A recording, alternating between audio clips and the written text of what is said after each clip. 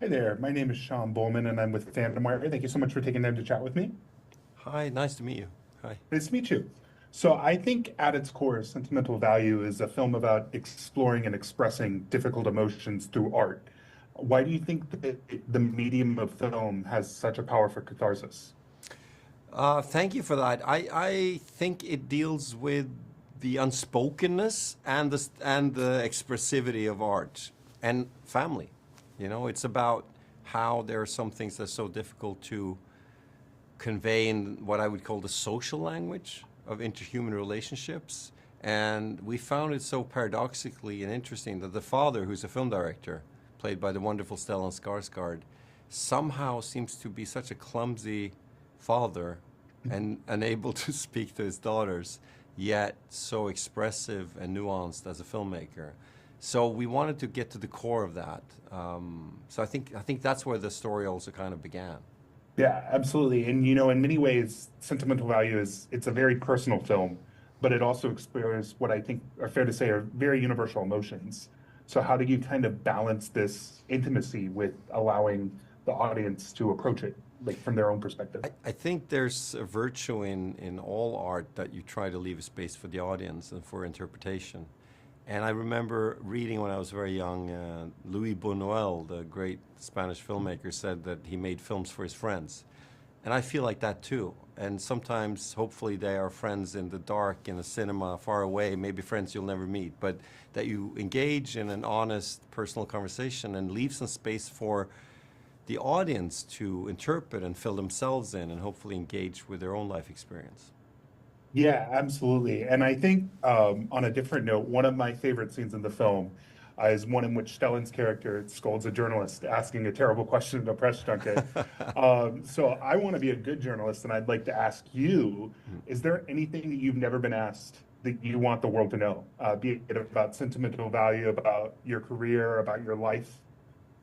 Wow, that's a big one. Thank you for being a considerate and generous journalist. I appreciate that. I feel that ultimately I meet a lot of journalists that are lovely. Most people are, and those can really be interesting conversations where I learn about what I've made. And there's a lot of film savvy people out there. So I don't know if there's a question I've been yearning to answer because I feel I've been through the ringer a bit on, like a lot of different travels and countries and all this. But one aspect, since you seem to be a guy that's really interested in cinematic history or film in its purest form, there's an aspect to this house, and everyone talks about its relation to the family, but Casper Tuxen and me, the cinematographer, we wanted the house to be a witness of the 20th century. And this year, we are celebrating the 130 years of cinema. Cinema, the great art form of the 20th century, right? So what we tried in our own little homage to film history was there's some montages where you go through the story of the house through, a whole century. And we try to emulate filmic styles and colors and use different lenses and filmic techniques to mirror those little moments through the house, so that when we were in silent era, we used a different camera, and when we were in the 60s, we used a different type of lens and stock and stuff like that. So being a bit of a film nerd that I am, I want to share that with you. I haven't talked about that. So Well, that's something. thank you for sharing that with me. I really did love that. And I love your very filmic decisions with the film. Obviously, it's shot in 35 millimeter, which is a very grand format for a story that is intimate. You don't often see like those intimate stories these days, at least shot on 35 millimeter. What went into the aesthetic decision to have this juxtaposition? It's classical to think that you need celluloid to capture a landscape or the color of light. And we shoot some of that too in this film. We didn't want it to get stuck around a dinner table. We wanted it to travel and to be a rich film of spaces and situations. But ultimately, I think 35 is really great at filming humans and skin tones and complexity of faces. So that's an equal argument for using celluloid, is that when you're grading the colors afterwards, you are actually having such a rich palette of what happens in a face. And if you look at these actors, like for example, Renata, who's very expressive, her skin changes color when she tears up or blushes, and her eyes change, and all of that stuff is caught well on celluloid, I think.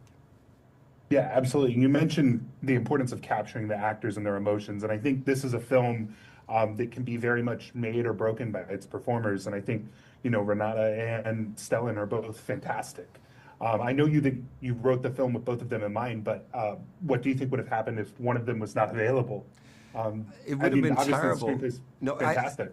I couldn't imagine doing this film without Renata and Stellan, honestly. I already in the writing room, I was first pitching it to Renata, who I knew would kind of collaborate with me because we're good friends, and that was fun. But Stellan, I had to go and meet him and get to know him and convey the thing to him. And as we wrote, it was more and more clear to us that we had to have Stellan. So I'm very, very gratefully accepted. I couldn't see the film without him. For sure, for sure. And I think, many filmmakers with this story would take a more cerebral, almost metafictional approach with a story like this. But your film is very deeply rooted in reality and emotion. Why do you think that this grounded approach was important? I think I try to create contrast when I make films. Contrast is the essence of any creative endeavor. So on one level, we wanted to be very intimate and human and honest, but I also wanted, though, to have some formal playfulness. It's like an essay about imagining if the house looked back on the people.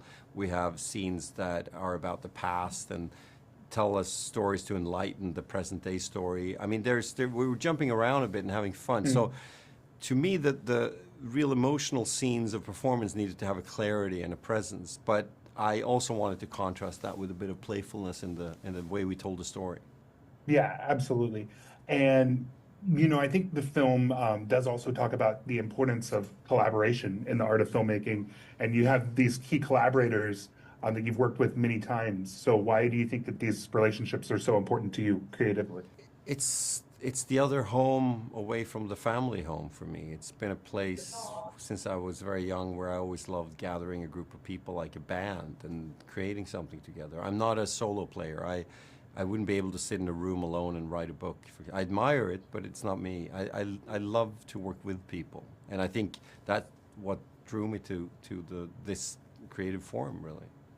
Yeah, absolutely. And for my last question, I do want to mild spoilers, but I loved the gag where Stellan gave a gift that was a copy of Irreversible and the Piano Teacher to a very young child. So I want to know, was that inspired by any sort of real experience, or was it just a very funny thought, or where did that Yeah, come from? well, I've known a couple of characters that remind me a bit of Gustav Borg, and you gotta give it to him. He's a funny guy, and he's quite incorrect and does weird stuff. But it's all, it comes from having a big heart and feeling that you owe the kids to be a bit straight and truthful about it. So, no, I agree. I love that joke.